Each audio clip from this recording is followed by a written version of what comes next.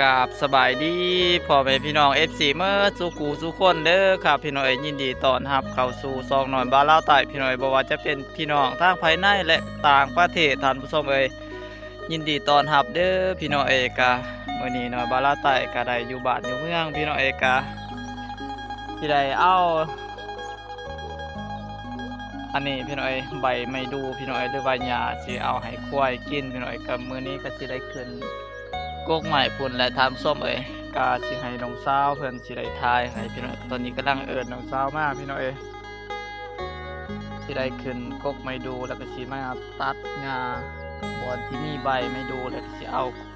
ให้ควายกินพี่น้องคือแหละควายเทิกอยู่พี่ทำส้มก็สิให้น้องสาวเพิ่นสิทายให้แล้วก็น้อยบ่าวเราใต้สิได้ขึ้นไปพี่น้อง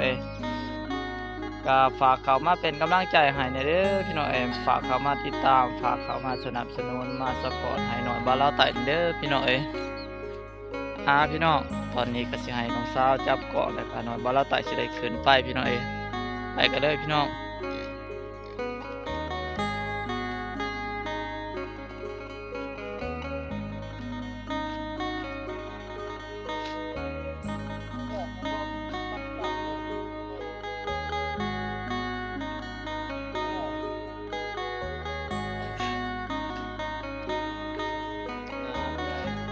ก็สิได้ขึ้นกกไม้ดูตัวนี้แล้วก็คือแล้วมีใบใบไม้ใบไม้ดูแก่ก็เริ่มแก่แล้วเอาก็บ่ได้ขึ้นลายนี่แต่ตรงนี้ก็หน่อยบ้านเราใต้บ่ค่อยมีเวลาพี่น้อยเอาอันนี้ใบไม้หรือว่าเอาหญ้าควายพี่น้อยเพราะว่าหน่อยบ้านเราใต้ก็บ่ค่อยได้ขึ้นมาพี่น้อยบ่ค่อยได้อยู่บ้านอยู่เรือนอะไรพี่น้อยประมาณไปเฮ็ดงานพี่น้อยก็บ่ได้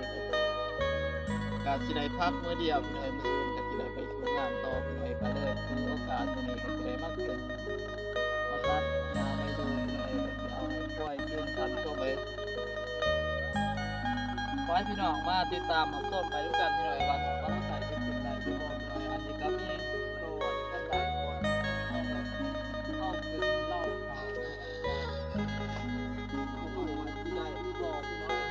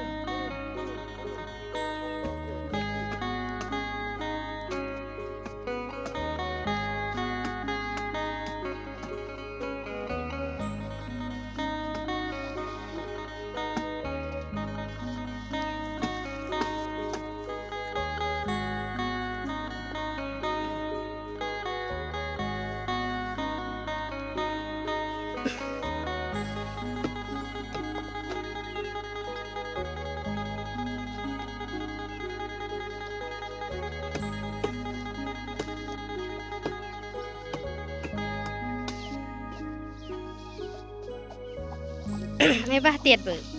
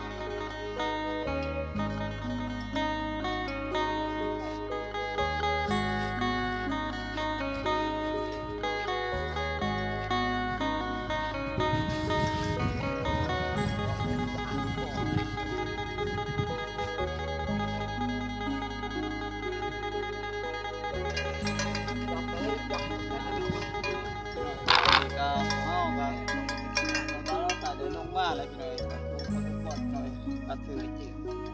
แต้มตอดแน่นเลยจนไข่เลยแต้มตอดทันต้องเพิ่มมีแต้มอีกหน่อยแต่ว่ายามคนมีแม่งเจ็บเงินจนไข่เลย คืนนี้บีดอยู่เที่ยวกัน พี่น้อยตอนนี้ก็หน่อยบาลาไตได้ลงมาแล้วพี่น้อยพุ่นแล้วแต่พุ่นพี่น้องขึ้นมาสตาร์ทลายๆพี่น้อยถือแต้นตอดพี่น้อยก็ลงมาทำศพไหมนี่ก็ให้งัวให้ควายกินพี่น้อยก็เพราะว่าย่ำนี่ก็ควายก็หาหญ้าหายิงหญ้าพี่น้อยก็เลยมาตัดอันนั้นใบไม่ดูให้มันกินพี่น้อยพี่ก็สิได้ก็สิปล่อยมันก็ยากพี่น้อยซุมื้อนี้ก็ถึกอันนั้นพี่น้อยหัวส่วนเขาแล้วเขาไปในเขาให้เขาหน้าของเขาเจ้าพี่น้อยก็ยากพี่น้อยเฮาก็จำเป็นเลี้ย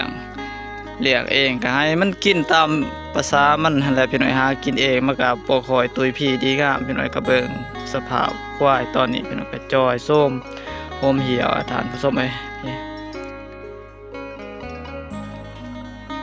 เฟื่องมันก็มีบ่หลายพี่น้อยก็ยังน้อยเดียวบ่อนนี้เลยพี่น้อยก็สิเบิดเลยพี่น้อยฝนก็ตกมาบ่แห้งแล้วก็บ่ตกประจำพี่น้อยหญ้ายิ่งตามทุ่งไร่ทุ่งนามันก็เกิดมันก็บ่หลายถามส้มเฮ็ดให้งัวควายก็อึดหญ้าอึดยิ่งมากินแหละพี่น้อยน้ำในก็เดี๋ยวนี้ก็ยากพี่น้อย